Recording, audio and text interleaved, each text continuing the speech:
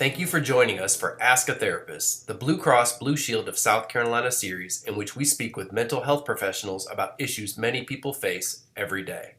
I'm one of your hosts, Ryle Curtis, and today we're joined again by Dr. Brian Fox, a licensed therapist, to continue our conversation about how people can get started with professional care for mental health. Dr. Fox, thank you for joining us today. I want to transition from the finding care to receiving care and talk a little bit about that.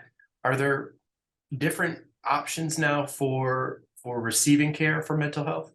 There are. There's probably only one thing that I would say, as a silver lining that comes out of the pandemic, and it is that we have a highlight and a spotlight really on mental health. It forced our field to really open up avenues to get care in the virtual world. So we opened up a lot of telehealth options and a lot of providers who might not have offered telehealth services now do, and it's become a relatively common part of their practice. So we obviously have still a lot of the in-person and brick and mortar, and now that things have opened up, that is still an option that, again, I think is really important. There is some, I think, some real value to sitting across from another person and developing that relationship, because the relationship that you have with a therapist is going to be the most important piece beyond the in person. Like I said, we have a lot of telehealth services, a lot of providers that can do that. I think that's great for our folks that live in more rural areas where the number of providers is probably a lot lower. They can reach out and get to providers that are in other towns and be able to see them, and you don't have to travel. We also have some newer providers kind of that are developing some hybrid systems.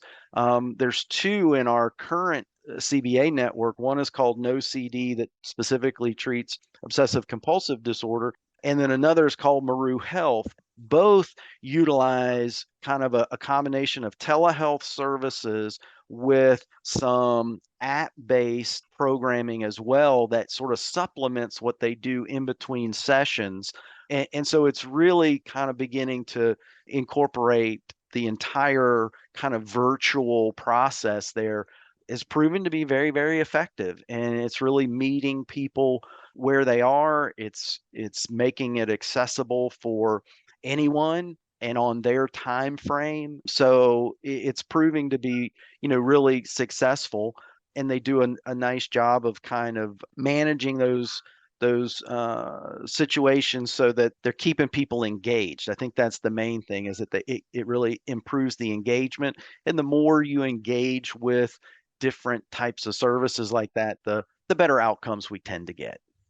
Well, staying on that topic of receiving care and really looking at mental health from the patient perspective, what's the best way to approach that first appointment? Understanding that that first appointment's gonna be it's gonna be a little bit of a getting to know session, both for you and the therapist. Behavioral health and therapy is not exactly like going to see your doctor when you have a cold.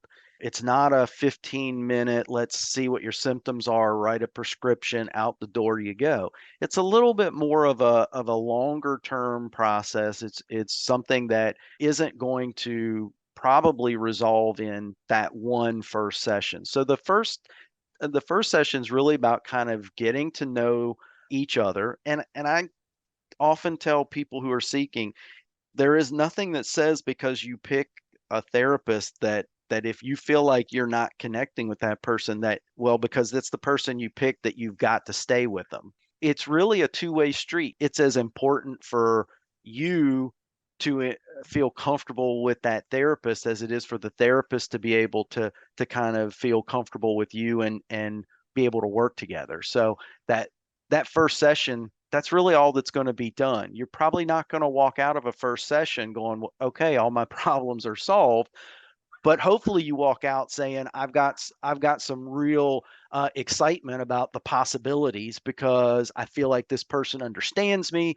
I feel like we've kind of made a good connection, and they seem like they understand the direction to go to really help me, deal with whatever it is that I'm facing.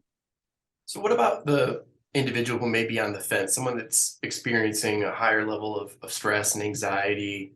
They're just not sure if it's to the point where it needs professional help. What type of advice do you have for someone who isn't sure if he or she, is at a point where they need professional help for mental health? I think it kind of goes back to if I understand reservation and hesitancy. Unfortunately, there's still a fair amount of stigma around, seeking help like that. I think it's gotten better. We've seen in recent years a lot of very prominent people, athletes and celebrities who have kind of been very open about seeking their own assistance for mental health and things like that. So hopefully that's making people feel a little bit better about it. If you're hesitant, like I said, there are some of the app-based or those telehealth services that are, I think, a little less threatening.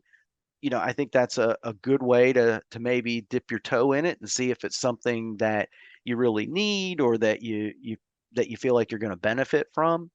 This is a as much of a preventative measure as it is anything. And so there's nothing wrong with saying, "Hey, I want to go just sort of investigate with somebody whether or not there's anything that I can get out of this process." You can call up a therapist or you can make an appointment and go in and just be very, very honest that, "Hey, I'm not sure if this is really what I want to do, and I'm pretty skeptical about it." And in most cases, I think your therapist is gonna totally understand, and if there's something they can something they feel like they can give you, they're gonna let you know, "Hey, that here's some options that you have." But nobody's gonna twist your arm or hold you hostage.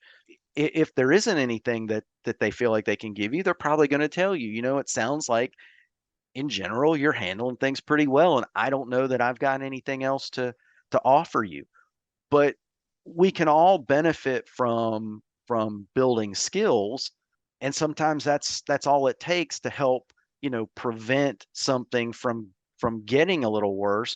And I look at like one of the providers I mentioned earlier, Maru Health. One of the things that they do, their primary approach is is just building skills, providing you with good habits and those things that can build your mental health and your mental wellness to give you some resiliency and practice some mindfulness that can then help you kind of identify when there are some ineffective behaviors going on or coping strategies that aren't working for you. They can equip you with some new ones maybe that you never tried before, and that may be all that it takes.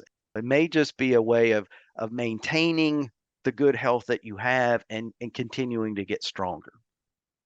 To that point about creating healthy habits and getting stronger, looking at mental health, are there things that someone can do on their own to address mental health, maybe changes in their daily life or new routines that they can introduce to help improve mental health? Absolutely. And so it may be as simple as really kind of honing in on our diet and exercise, making sure our physical health is as sharp as it can be.